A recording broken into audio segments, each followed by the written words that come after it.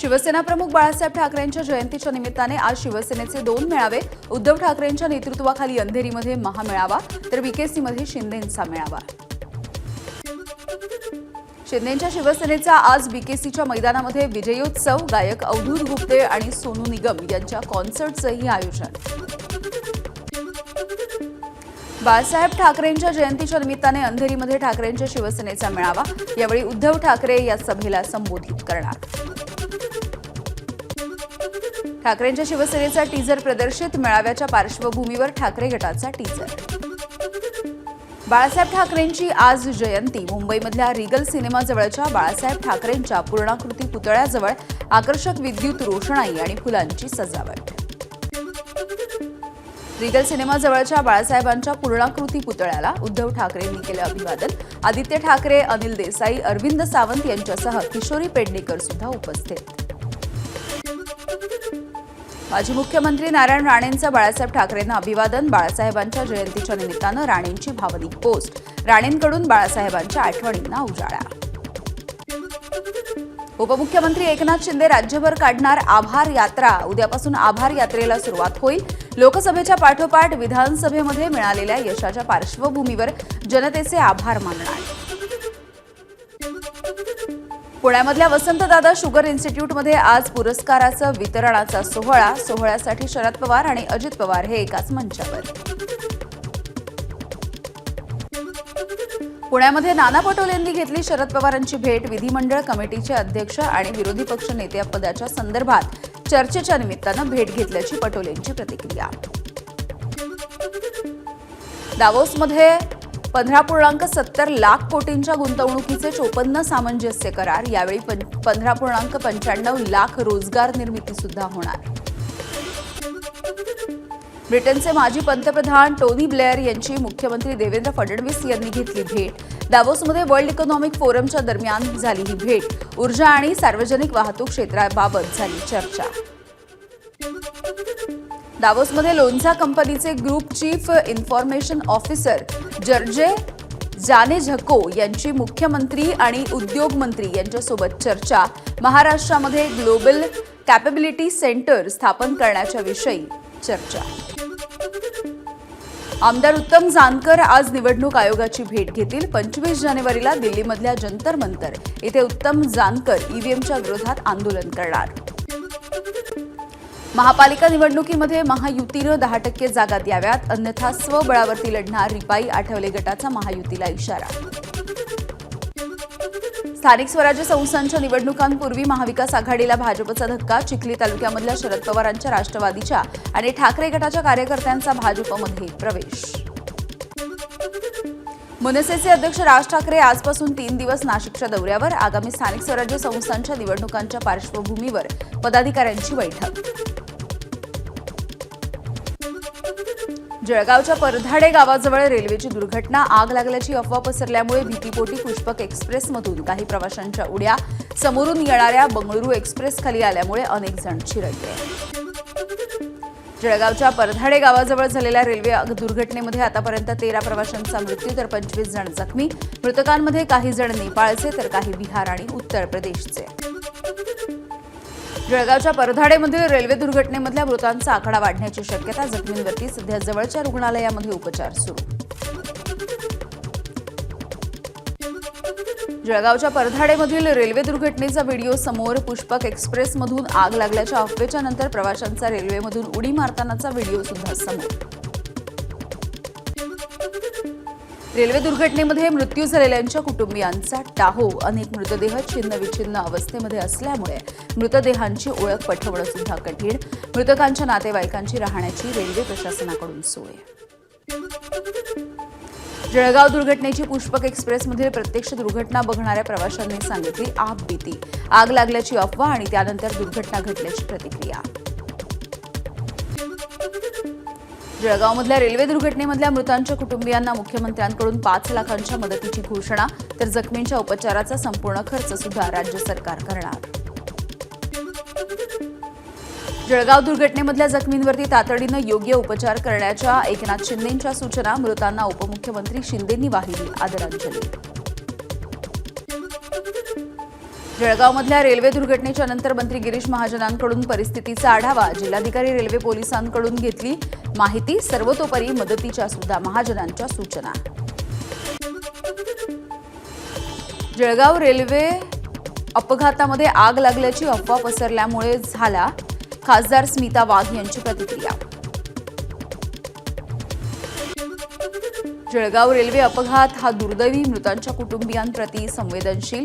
बाधितांना सर्वतोपरी मदत सुरू. पंतप्रधान नरेंद्र मोदींची एक्स पोस्ट. जळगाव रेल्वे दुर्घटनेमधल्या मृतांना केंद्रीय गृहमंत्री अमित शहांनी वाहिली श्रद्धांजली. मुख्यमंत्री फडणवीसांकडून घेतली दुर्घटनेची माहिती. केंद्रीय रेल्वे मंत्री अश्विनी वैष्णव यांच्याकडून जळगाव रेल्वे दुर्घटनेवरती शोक व्यक्त. रेल्वे अधिकाऱ्यांशी फोनवरून चर्चा करत घेतली दुर्घटनेची माहिती. जळगाव अपघाताची दुर्घटना मनाला हेलावून टाकणारी. अफवा पसरवणाऱ्याची मंत्रालयाकडून उच्चस्तरीय चौकशी होणार. चंद्रशेखर बावनकुळेंचं वक्तव्य. जळगावमध्ये झालेली रेल्वेची दुर्घटना आणि या संदर्भात नाना पटोले यांची प्रतिक्रिया. मोदी सरकारच्या काळामध्ये लोकांचा जीव स्वस्त झालाय. पटोलेंचा निशाणा. तर मोदी सरकारच्या राजीनाम्याची मागणी. जळगाव अपघात हा दुर्दैवी. मृतांच्या कुटुंबियांच्या दुःखामध्ये आम्ही सहभागी आहोत. रोहित पवार यांची एक्स पोस्ट. सैफ अली खानवरच्या हल्ल्याच्या प्रकरणी अटकेमध्ये असलेल्या आरोपीला आज वांद्रे कोर्टामध्ये हजर केलं जाईल. तपासासाठी आरोपीची 5 दिवस कस्टडी मागितली जाण्याची शक्यता.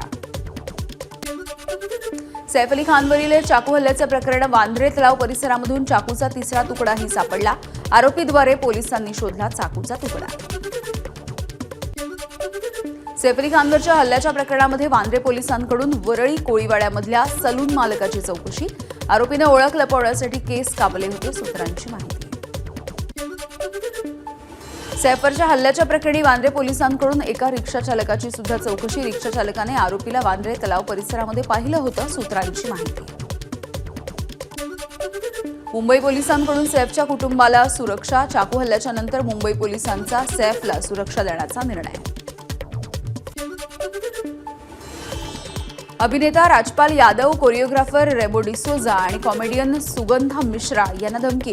राजपाल यादव याच्या तक्रारीच्या नंतर पोलिसांकडून एफआयआर दाखल. विष्णू नावाच्या व्यक्तीकडून ईमेलच्या माध्यमातून धमकी. कपिल शर्माला सुद्धा जीवे मारण्याची धमकी. या प्रकरणी आंबोली पोलिसांमध्ये गुन्हा दाखल. वाल्मिक कराडच्या जामीन अर्जावरती आज सुनावणी. बीड खंडणीच्या प्रकरणी वाल्मिक कराड अटकेत. वाल्मिक कराड बीड जिल्हा रुग्णालयामध्ये उपचारासाठी दाखल. पोटदुखीचा त्रास होत असल्यामुळे रुग्णालयात. आरोपी विष्णू साठेवरती आणखी एका गुन्ह्याची नोंद. पुरावा नष्ट केल्याचा गुन्हा. महत्त्वाचा पुरावा असलेला मोबाईल गहाळ केल्याचाही ठपका. आता तरी धनंजय मुंडेंचा राजीनामा घ्या आणि वाल्मिक कराडवरती हत्येचा गुन्हा दाखल करा. संभाजीराजेंची मागणी. धनंजय मुंडेंवरती आरोप होत असल्यामुळेच पालकमंत्रीपद दिलं नाही. त्यांना बिटवीन द लाईन्स कळत नाहीयेत का? संभाजीराजेंचा सवाल. सैफच्या प्रकरणामध्ये आरोपीला तात्काळ अटक. मात्र बीड प्रकरणामध्ये 42 दिवसांच्या नंतरही एक आरोपी सापडला नाही. यंत्रणेला लाज वाटली पाहिजे. ऑल इंडिया पॅन्थरचे अध्यक्ष दीपक केदार यांची सरकारवर टीका. वंचितचा 30 जानेवारीला परभणीमध्ये आक्रोश मोर्चा. न्यायालयीन कोठडीमध्ये मृत्यू झालेल्या सोमनाथ सूर्यवंशींना न्याय मिळावा यासाठी मोर्चा. प्रकाश आंबेडकर सुद्धा सहभागी होण्याची शक्यता.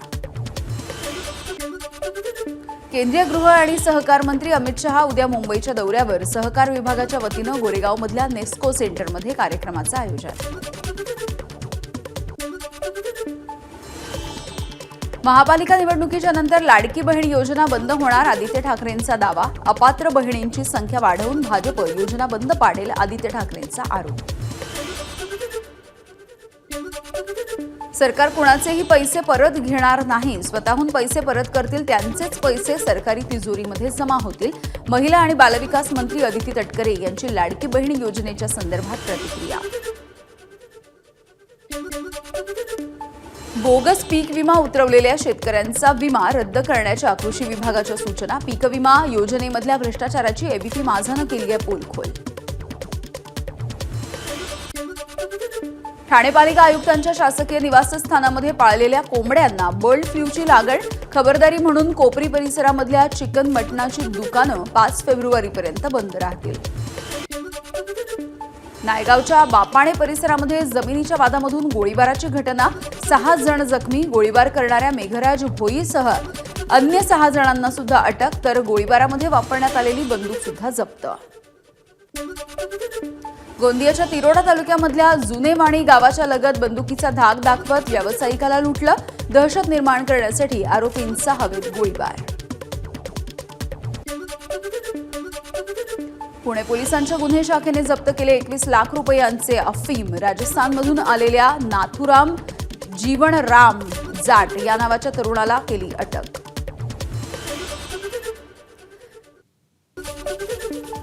सांगली राज्य उत्पादन शुल्क विभागाकडून मद्याची तस्करी करणाऱ्यांना 2 जणांना अटक.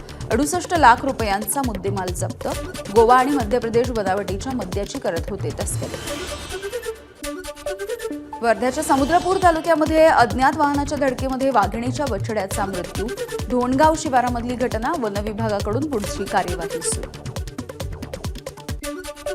यवतमाळच्या प्रत्येक गावामध्ये ग्रामसुरक्षा दलची स्थापना. वाढत्या गुन्हेगारीवरती लगाम लावण्यासाठी जिल्हा पोलीस अधीक्षकांचा उपक्रम.